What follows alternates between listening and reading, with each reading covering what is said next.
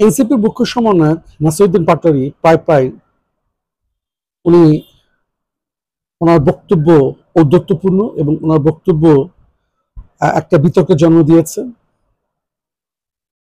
চট্টগ্রামে গিয়ে উনি বিতর্কিত মন্তব্য করেছেন এবং অন্যান্য জায়গায় বাংলাদেশের বৃহত্তম রাজনৈতিক দল বাংলাদেশ জাতীয়তাবাদী দল সম্পর্কে এবং স্থায়ী কমিটির সদস্য এবং অন্যান্য নেতা কর্মীদের সম্পর্কে উনি অযাচিত বা বাজে মন্তব্য করে যাচ্ছেন।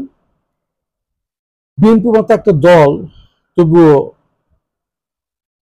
গণতন্ত্রে বিশ্বাস করে বিধায় বাংলাদেশের গণতান্ত্রিক ধারা অব্যাহত থাকুক সেই ধারণা থেকে বিএনপি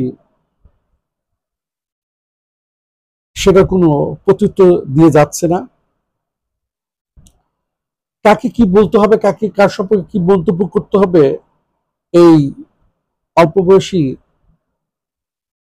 নেতা যারা 5ই আগস্টের পর বা যারা গণঅভ্যুত্থানে অংশগ্রহণ করেছিল সম্মুখ সাহিত্য থেকে, যাদের পেছনে ছিল বাংলাদেশের বৃহত্তম রাজনৈতিক দল বাংলাদেশ জাতীয়তাবাদী দল থেকে শুরু করে অন্যান্য রাজনৈতিক দল, বিভিন্ন শ্রেণী পেশার মানুষ 16 বছরের স্বৈরশাসকের জাতকাল পিষ্ট হয়েই সেই জুলাই গণঅভ্যুত্থানে অংশগ্রহণ করেছিল বাংলাদেশের বিভিন্ন শ্রেণী পেশার মানুষ। সেই গণঅভ্যুত্থানে তারা অংশগ্রহণ করেছিলেন বিধায় সম্মুখ সারিতে তারা নিজেদেরকে খুব সবকিছু নিজেদেরই মনে করে যাচ্ছেন এবং নিজেরাই পাওয়ার যোগ্য বলে তারা ধারণাই করে নিয়েছে। তাই বাংলাদেশের একটা বৃহত্তম রাজনৈতিক দল বিএনপি সম্পর্কে তারা জামাতের খপ্পরে পড়ে তারা বিভিন্ন ধরনের মন্তব্য করে যাচ্ছে বিভিন্ন বিষয় নিয়ে। নাহিদুল ইসলাম থেকে শুরু করে সাজ্জিদ আলম বা অন্যান্য নেতাকর্মী যারা রয়েছেন, তাদের বক্তব্যগুলো জামাতের সাথে হুবহু মিলে যাচ্ছে। বাংলাদেশে যে সুষ্ঠু অবাধ নির্বাচনের জন্য বিগত 16টি বছর সংগ্রাম করে আসছে বাংলাদেশ জাতীয়তাবাদী দল সম্মুখ সারিতে থেকে, এবং বিভিন্ন সময়ে তারা কারা নির্যাতন থেকে শুরু করে খুন গুম হত্যার শিকার হয়েছে। সেই নির্বাচনের বিষয়ে যখন বাংলাদেশের বুদ্ধিজীবী থেকে শুরু করে বিভিন্ন শ্রেণী পেশার মানুষ অধীর আগ্রহে বসে আছে তাদের ভোটাধিকার প্রদানের জন্য, তখন তারা এই অন্তর্বর্তীকালীন সরকারে যেহেতু তাদের লোকজন রয়েছে, তারা বিভিন্ন সুযোগ সুবিধা পেয়ে যাচ্ছে। শুধু এনসিপি নয়, বাংলাদেশ জামায়াত ইসলাম সহ জামায়াত ইসলামও এর সাথে রয়েছে। তারা তাদের লোক প্রশাসনের থেকে বিভিন্ন সুযোগ সুবিধা পেয়ে যাচ্ছে, সেহেতু তাদের নির্বাচনের প্রয়োজন নেই। তারা সংস্কার কথা বলা যাচ্ছে, কিন্তু সংস্কার মুখ্য বিষয় নয়।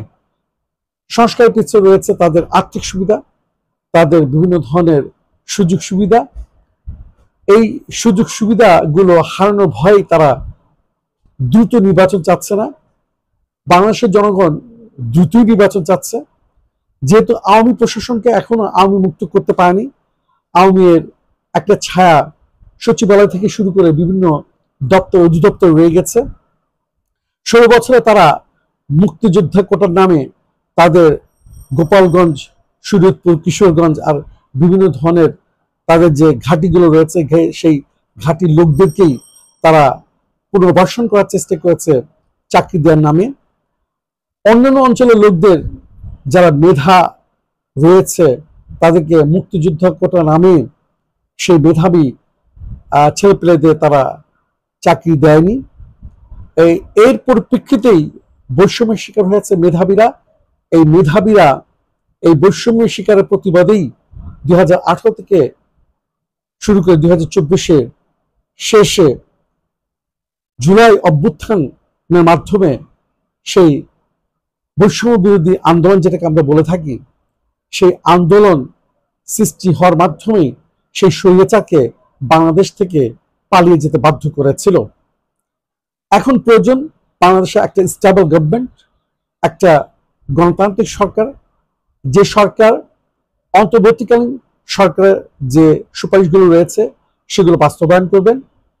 কিন্তু দেখা যাচ্ছে এই সরকার পৃষ্ঠপোষকতায় এনসিপি নামক দল গঠন হয়েছে এবং ডক্টর মোহাম্মদ ইউনূসের একটা ছায়া এই এনসিপি নামক দলে রয়েছে এবং তারা যখন যা চায় সেটাই পেয়ে যাচ্ছে। আমরা বিভিন্ন গণমাধ্যমে দেখে আসছি, তারা চাঁদাবাজি থেকে শুরু করে টেন্ডারবাজি থেকে শুরু করে বিভিন্ন ধরনের অপকর্মে তারা জড়িয়ে পড়ছে। সেটা দায়িত্ব অন্তর্বর্তীকালীন সরকার নেবে না। তাই অন্তর্বর্তীকালীন সরকারের শুভবুদ্ধি হবে দ্রুত নির্বাচনের ব্যবস্থা করা। এরা সরকারকে একটা ভয় দেখাচ্ছে, এরা সরকারকে জিম্মি করে নিজেদের স্বার্থ হাসিলের গভীর ষড়যন্ত্রে মেতে উঠেছে। তাদের রাজনৈতিক প্রজ্ঞার অভাব রয়েছে, তাদের রাজনৈতিক অভিজ্ঞতার অভাব রয়েছে, তাদের রাজনৈতিক জ্ঞানের অভাব রয়েছে বিধায় তারা কিছু ছেলে পেলে একটা দল গঠন করে জামাতের কে তারা মুরব্বী ভেবে জামাতের ইশারায়, অর্থাৎ জামাত তাদেরকে ঢাল বানিয়ে ক্ষমতা যাওয়ার সিঁড়ি খোঁজার চেষ্টা করছে। তারা বুঝতে পারছে না বিধায় তারা এই ধরনের আবোল তাবোল কথা বলে বেড়াচ্ছে। ফেব্রুয়ারিতে নির্বাচন হতে দেবে না, ফেব্রুয়ারিতে নির্বাচন হবে না, ফেব্রুয়ারিতে যদি নির্বাচন হয় তাহলে গণঅভ্যুত্থানে অংশগ্রহণ করা যারা শহীদ হয়েছে তাদেরকে ফিরিয়ে দেন, যারা আহত হয়েছে তাদের হাত পা ফিরিয়ে দেন। এই ধরনের আবোল তাবোল কথাবার্তা যেগুলো অনভিপ্রেত, সেগুলো তাদের অনুষ্ঠান আয়োজনের মাধ্যমে তারা বলে, উপরন্তু জাতির কাছে তারা নায়কের ভূমিকা অবতীর্ণ না হয়ে ভিলেন হয়ে যাচ্ছে। তাই যেখানে নির্বাচন অতি প্রয়োজন, বাংলাদেশ জাতীয়তাবাদী দলের একটা অভিজ্ঞতা রয়েছে, সেখানে নবীন প্রবীণের সমন্বয় রয়েছে। সেখানে 2018 থেকে দলের হাল ধরে বাংলাদেশ জাতীয়তাবাদী দলের ভারপ্রাপ্ত চেয়ারম্যান জনাব তারেক রহমান দল গোছানো থেকে শুরু করে 2024 আন্দোলনে গুরুত্বপূর্ণ ভূমিকা রেখেছেন। তার প্রতিটা বক্তব্য ছিল সেই স্বৈর শাসকের বিরুদ্ধে, তার প্রতিটা বক্তব্য ছিল সেই ফ্যাসিস্ট শেখ হাসিনার বিরুদ্ধে, তার প্রতিটা লাইন বাই লাইন তিনি বক্তব্য দিয়েছেন বাংলাদেশের গণতন্ত্রের বিষয়ে।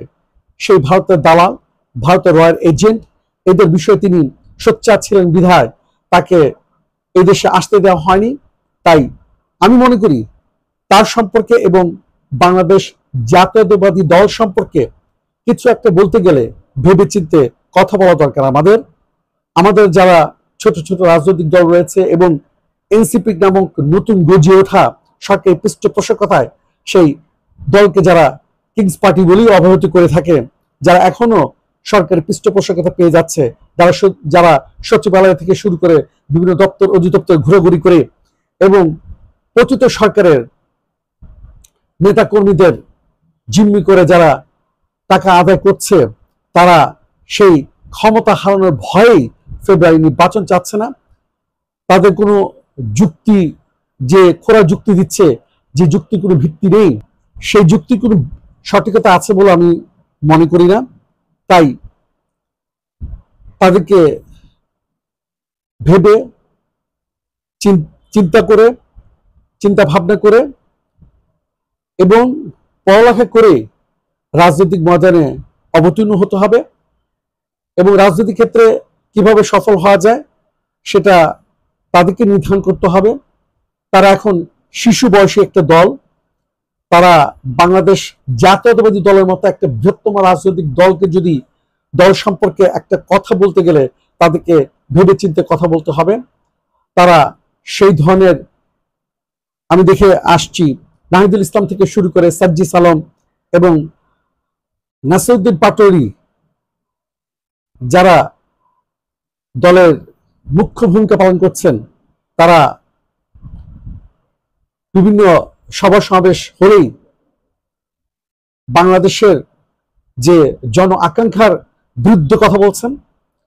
তারা বাংলাদেশ জাতীয়তাবাদী দল, যে দল 16 বছর অগ্রভাগে থেকে বাংলাদেশের জনগণের গণতান্ত্রিক অধিকার আদায়ের সংগ্রামে সোচ্চার ছিল। বাংলাদেশ জাতীয়তাবাদী দলের ভারপ্রাপ্ত চেয়ারম্যান, বাংলাদেশ জাতীয়তাবাদী দলের চেয়ারপারসন বেগম খালেদা জিয়া নিজেদের পরিবারকে উৎসর্গ করে দিয়ে গণতন্ত্র উদ্ধারে যারা অগ্রণী ভূমিকা পালন করেছেন তাদের সম্পর্কে কথা বলতে গেলে আমাদেরকে অবশ্যই চিন্তা ভাবনা করে কথা বলতে হবে। আমাদের অভিজ্ঞতা কতটুকু রয়েছে, আমাদের জ্ঞান কতটুকু রয়েছে। আমরা শুধু নিজেদের স্বার্থ সিদ্ধি বা স্বার্থ হাসিলের জন্য যেভাবে শেখ হাসিনা স্বার্থকে চরিতার্থ করার জন্য দেশকে বিক্রি করে দিয়েছিল, সেই ধরনের চিন্তা ভাবনা থেকে আমাদেরকে বেরিয়ে এসে দেশের মাতৃকায় আমাদের উদ্বুদ্ধ হয়ে খালেদা জিয়ার নীতি এবং তারেক জিয়ার নীতিকে অনুসরণ করে আমরা দ্রুত নির্বাচনের দিকেই বর্তমান সরকার এগিয়ে যাবে এবং এদের বিভিন্ন ধরনের বক্তব্য জাতির জনগণের মাঝে বিভ্রান্ত সৃষ্টি করছে এবং সরকারকেও সচেতন থাকতে হবে এরা যাতে এই ধরনের বিভ্রান্তির সৃষ্টি বা ছড়াতে না পারে। এদের পেছনে রয়েছে বাংলাদেশের অন্যতম ভণ্ড রাজনৈতিক দল জামাত। এই জামাত বাংলাদেশে একটা অস্থিতিশীলতা সৃষ্টি পায়তারা চালাচ্ছে এই এনসিপি নামক শিশু বয়সী দলটির মাধ্যমে। তাই আমাদের সবাইকে সোচ্চার থাকতে হবে, সচেতন থাকতে হবে এবং গণতান্ত্রিক অধিকার আদায়ে সামনে যে ফেব্রুয়ারিতে নির্বাচন রয়েছে সেই নির্বাচন কিভাবে সুষ্ঠু, অবাধ ও নিরপেক্ষ করা যায় এবং আন্তর্জাতিক মানের নির্বাচন অনুষ্ঠানের যে ঘোষণা দিয়েছেন আমাদের শ্রদ্ধেয় প্রধান উপদেষ্টা ডক্টর মোহাম্মদ ইউনূস, ওনাকে সকল প্রকার সাহায্য সহযোগিতা আমাদেরকে করতে হবে।